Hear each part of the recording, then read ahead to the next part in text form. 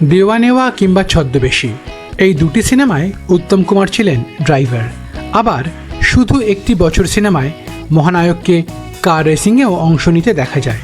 আসলে তার গাড়ির প্রতি একটা অদ্ভুত ভালোবাসা ছিল, তাই রূপলী পর্দায় তিনি বহুবার গাড়ি চালিয়েছেন। কিন্তু পর্দার বাইরে বাস্তবে বলবো, তাই শুনতে থাকুন উত্তম কুমারকে নিয়ে নিম্বুপানি বাংলার আরও একটা এপিসোড, মহানায়কের বাহন প্রীতি। উত্তম কুমার এই নামটার মধ্যেই রয়েছে এক বিশেষ আভিজাত্য। আজকের দিনে বাংলা ফিল্ম ইন্ডাস্ট্রির গৌরব খানিকটা কমে এলেও একটা সময় ছিল যখন বাংলা সিনেমার গৌরব ছিল বিশ্বজুড়ে। তবে এটা বলাই বাহুল্য যে উত্তম কুমারের প্রয়াণে বাংলা চলচ্চিত্রের এক স্বর্ণযুগের অবসান হয়েছে।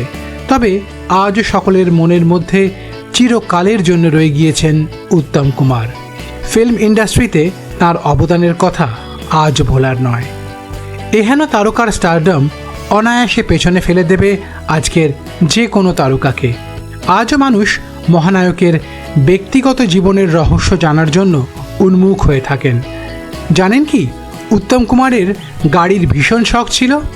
তার পরিবার সূত্রে জানা গিয়েছে মহানায়ক তার প্রথম গাড়িটি কিনেছিলেন 1954 সালে।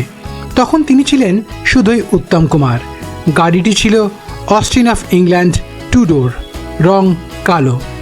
এরপর জনপ্রিয়তা বাড়তেই তিনি কেনেন ডজ কিংসওয়ে। জানা গিয়েছে মহানায়কের এই গাড়ির উপরের দিকটা ছিল ক্রিম রঙের আর নিচের দিকের রং ছিল গোলাপি।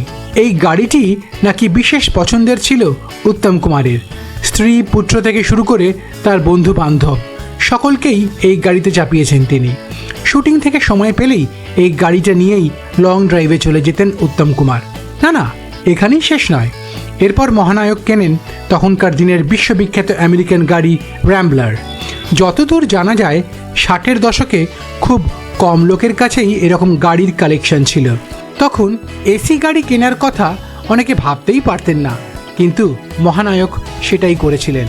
তার এই গাড়িটির রং ছিল সবুজ। এর কিছুদিন পরই উত্তম কুমার কিনে ফেলেন তখনকার দিনের বিখ্যাত গাড়ি ইম্পালা। কিছুদিন পরেই উত্তমের গ্যারেজে আসে আইভরি ব্ল্যাক কালারের আরও একটি আমেরিকান গাড়ি ওলস মোবাইল। গাড়ির শখ এতটাই ছিল যে তিনি পর গাড়ি কিনেছিলেন মরিস অক্সফোর্ড এবং তখনকার দিনের সবচেয়ে জনপ্রিয় গাড়ি অ্যাম্বাসাডার, এবং তাও একটি নয়, দুটি। কিন্তু এত গাড়ির মালিক হয়েও উত্তম কুমার কি খুব ভালো গাড়ি চালাতে পারতেন?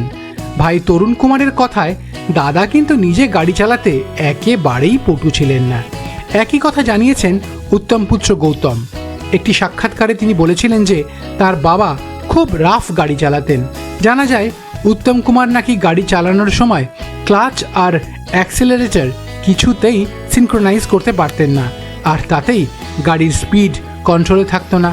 তাহলে বুঝলেন তো যে মহানায়কের সিনেমায় গাড়ি চালানো যতটা স্মুথ ছিল, বাস্তবে ছিল তার ঠিক উল্টো। কেমন লাগলো আজকের এই প্রতিবেদন? ভালো লাগলে অবশ্যই শেয়ার করুন আর সাবস্ক্রাইব করুন নিম্বুপানি বাংলা। আর 24 তারিখ উত্তম কুমারের প্রয়াণ দিবসে দেখুন আমাদের বিশেষ এপিসোড, উত্তম সুচিত্রার শেষ সাক্ষাৎ, শুধুমাত্র নিম্বুপানি বাংলায়।